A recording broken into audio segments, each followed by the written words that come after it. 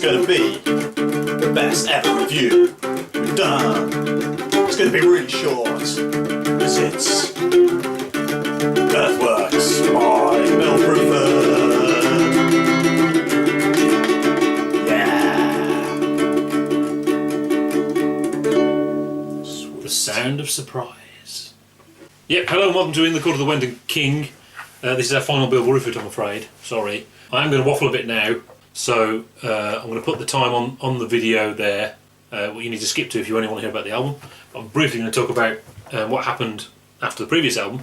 Obviously there was talk, Bill had sort of kind of left Rock behind, so ironically he gets a phone call from John Anderson saying, come and play on my album, and he's like, don't want to do that. Yeah, no, come and play on my album, no, I don't want to do that. It's in Montserrat, we're recording in Montserrat. Oh, okay. So he gets to the airport. Who's at the airport? Steve Howe, Rick Wakeman. Oh. But actually I quite like the album they made, which wasn't called Yes, and it was all litigious because there was another Yes in California. So obviously the next stage was to make this ridiculous, squash all the band members together in one glorious whole of terrible album, which is fascinating because Bill Bruford generally doesn't play on bad albums. He doesn't have them. And here is an absolute stinker, which he was sort of tricked into playing. Well, apparently he's not even on it, because they used a load of session musicians in the end anyway. And of course they did this massive tour playing the big stadiums and arenas. Interestingly, it must have been the only time Bill Bruford played in places that big, if you think about it. He wouldn't have played it in the 70s, he left before the Close to the Edge tour, so he wouldn't have reached that stage. And there's a lot of stuff about when his drums broke down at Madison Square Gardens. He's coming back on, it's him and Alan White doing a drum duet, and the techie goes, it's not coming back on. I'll switch it off, reset it, and it didn't come back on. So he's got all these electronic drums with nothing, and Alan White with his armada of massive drums. And I think he had a snare and a tom or something, he just had to go. I'd love to get a bootleg of that. So yeah, that was just catastrophically disastrous for Bill, and surprising and etc. But Earthworks didn't stop through that period. He carried on making albums. There was no intention of stopping for that stuff, obviously. But even more surprisingly, it was Crimson came back, and originally it was going to be the double trio. I won't talk about that now, but originally Bill wasn't in the lineup, and there was a massive uproar apparently, and Bill said something unpleasant in an interview, and he was brought back in. Sadly, it was just Pat Mastelotto in the end and Bill, and they made a racket. Basically, it seemed to be Pat Mastelotto played the drums, and Bill just did what he wanted. So it was quite different from what he'd been doing before. Really chaotic. In a way, he was doing what Jamie Muir was doing, kind of, in a more relaxed way. But that came to an end. I think his association with King Crimson came to an end. They tried to make another album and wasted loads of money not doing anything, with Fripp staring at the floor. And then they started doing the projects. Bill was only on Project 1. There was going to be Project 0, which was going to be Bill and Fripp on soundscapes, and Bill said that was boring, not doing that. But he did Project 1, which I really like. But he was given the job of mixing the album, and from the nights they did, choosing the tracks to make an album out of. And he found it very difficult because he hated all of it. He hated it. It wasn't for him at all. So it was obvious he wasn't going to go in that direction. So it was decided that he would be removed from King Crimson, obviously. But that was overwhelmingly a good thing, I think. You don't really think about his contribution to the double trio, really. You think about his contribution to the 80s stuff much more, I think. And what he did next, I think, is absolutely awesome. Some of my favourite stuff ever, in a way. He did 2 albums with this Earthworks Mock 2. It was very difficult to choose which album, and I feel maybe we chose the wrong one. And in a way we didn't. This is the second one. The first album is more anthemic, and I realised there's a couple of tracks on here I didn't remember very well, because I went to see them at this period over and over and over again, about 15 times, because he was touring the UK all the time, and I just went around watching him, and it was always fantastic. Interesting to see how tired it became very apparent how tired the guy was getting. And there was one time we saw him right at the end of a tour for one of them, and during the encore he actually slowed down. It was like he was about to, and then he came back up again and carried on. So you got the real sense of what hard work it is. So you can understand how he retired later on. There was the big thing about this lineup is Patrick Clahar on sax, who I think is fantastic. He's amazing. He was removed after this album replaced with Tim Garland, who played with Chick Corea.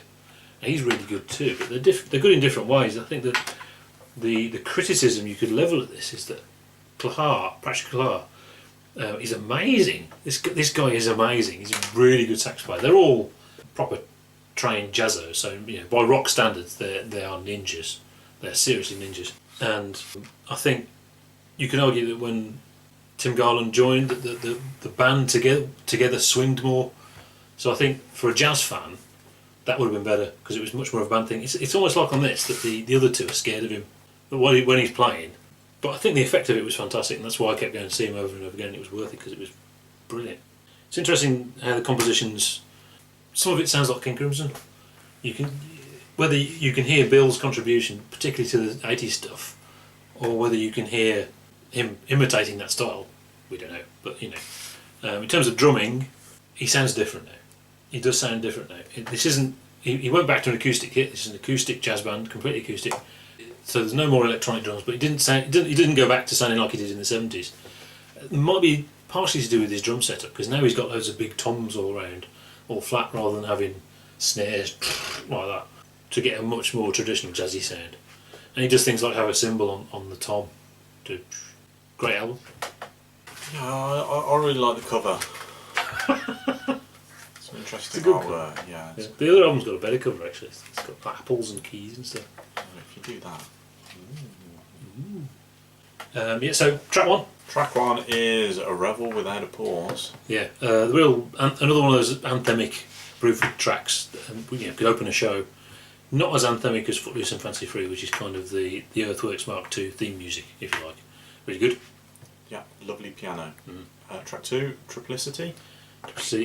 Starts with the solo. Starts with the drum solo. It's his band. You could argue a lot of people listening to this are listening to the drumming, and really they'd want to hear Easy Money. Maybe that's a bit cruel. I think he did make some leeway into the jazz world, and I think Earthworks Mark I over time started to get listened to by jazz people, and so they are there. My experience with the concerts was interesting. I always looked at the audience because it was different depending on the venue, and I could tell at one venue they wanted to hear Easy Money and Roundabout, and I could tell at another venue these are jazzos who've come to see a jazz band. Different audiences, interesting. But this song, you've got Levin like bass coming in. It's a bit like Indiscipline. It's that kind of thing. It's proggy, It's just played by a jazz band, so it sounds like jazz. Brilliant. You say it starts with a drum solo, but I think it really kicks in when the piano comes in. Track three, The Shadow of a Doubt.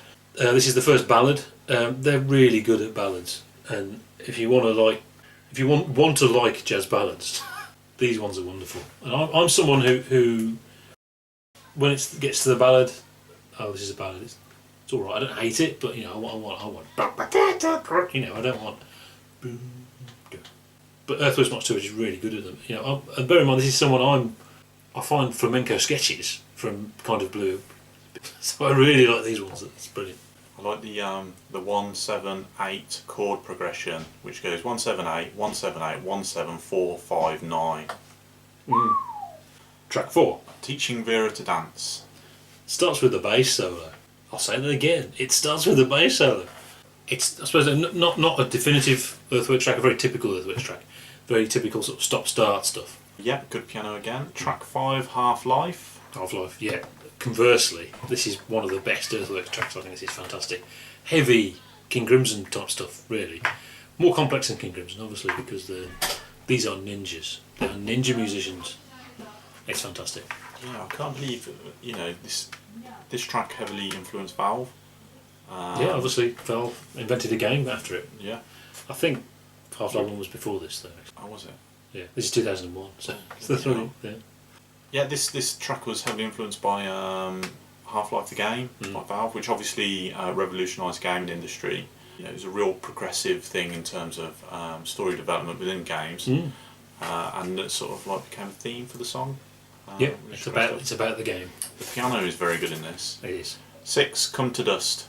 This is the big one, isn't it? This is 9 minutes 56. Yeah, this is the big ballad. This is fantastic. This is wonderful. Better than the other one.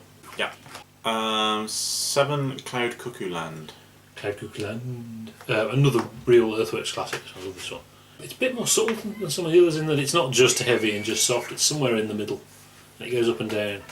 But I can see where the title comes from because it's kind of high up in the clouds groove going on. And the marimba makes me think of Frank Zappa for some reason. Track 8. You sure you want to leave that in about the There's a subtlety to it. That's the thing. So it's not just heavy or just soft, and it's in a way certainly rock musicians can't do, and probably classical musicians can't do either. It's jazzos can do that. It's a weird vibe and somewhere in between. Really cool. Track 8. Never the Same Way Once.